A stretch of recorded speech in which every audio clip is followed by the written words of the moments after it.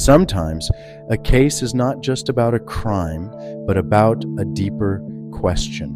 How does the human mind reach a point where something like this becomes possible? And on the other side, how does a human being survive something that should have been the end? This is the story of Alison Botha. Alison was born in Port Elizabeth on the 22nd of September, 1967. She matriculated as head girl of Collegiate Girls High School in 1985. After school, she studied for a year at the former Port Elizabeth Technicon and then began working. At the age of 21, she traveled overseas where she stayed for 4 years.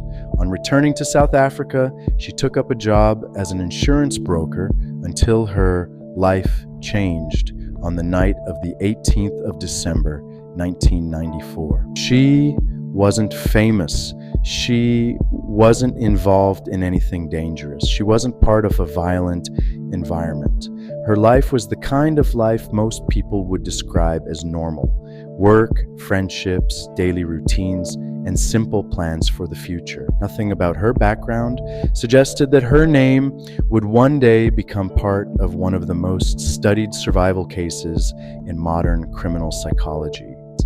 Age 27, after an ordinary night out with her friends and coming home after dropping her one friend off, Alison parked her car outside her apartment and reached for her clean laundry bag. A man with a knife forced his way inside her car, ordering Alison to move to a different seat, trapping her inside.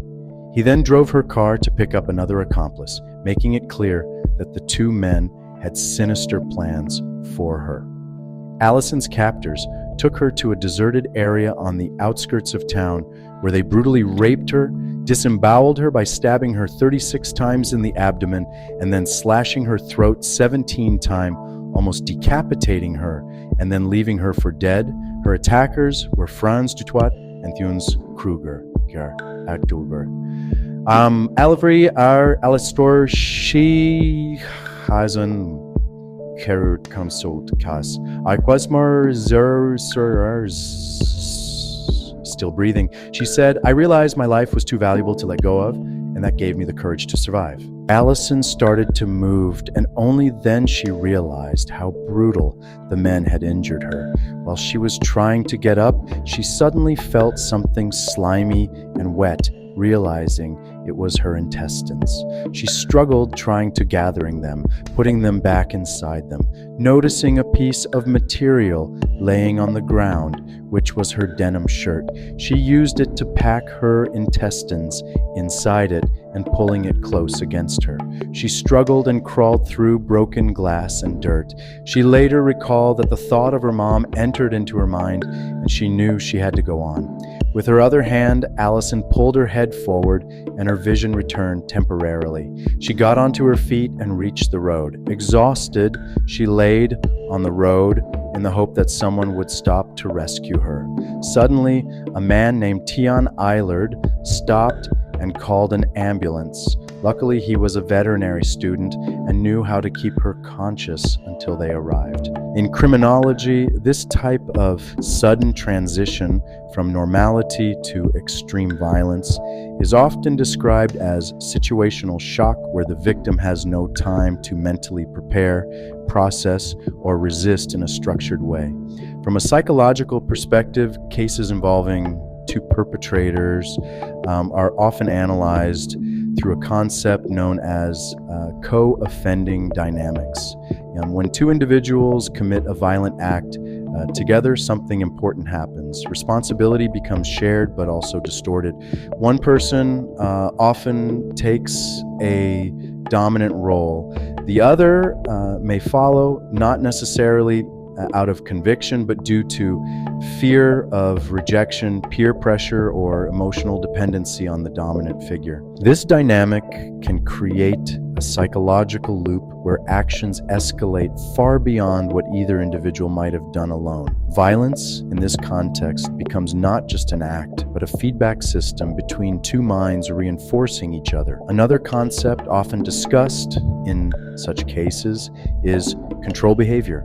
In many violent crimes, the core motivation is not personal conflict. It is control over space, control over movement, control over another human being. In that mindset, the victim is not seen as a full human being anymore. Psychologists describe this as dehumanization, where empathy is temporarily or structurally suppressed. And once empathy is reduced, moral boundaries become easier to cross. Alison was taken away from public visibility to a remote location. At this stage of many violent crimes, something critical often happens in the offender's mind.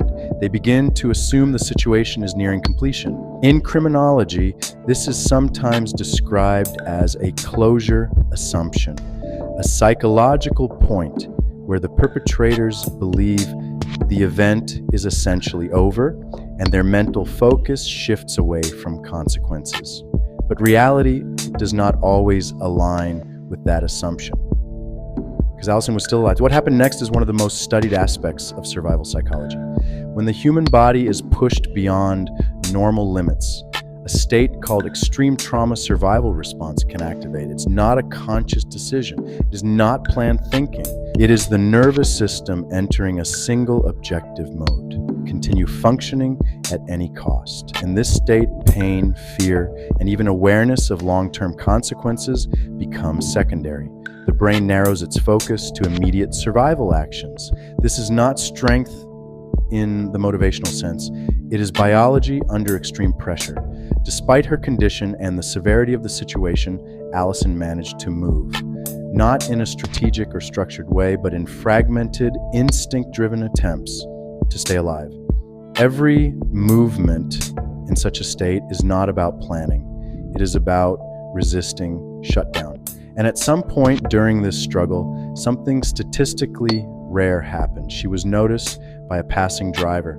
That person stopped. It is the nervous system entering a single objective mode.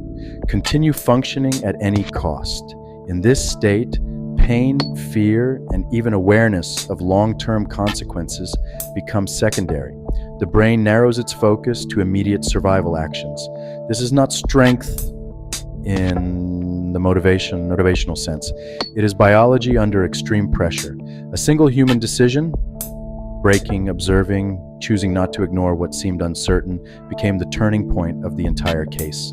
Emergency services were contacted immediately, and Alison was rushed to medical care.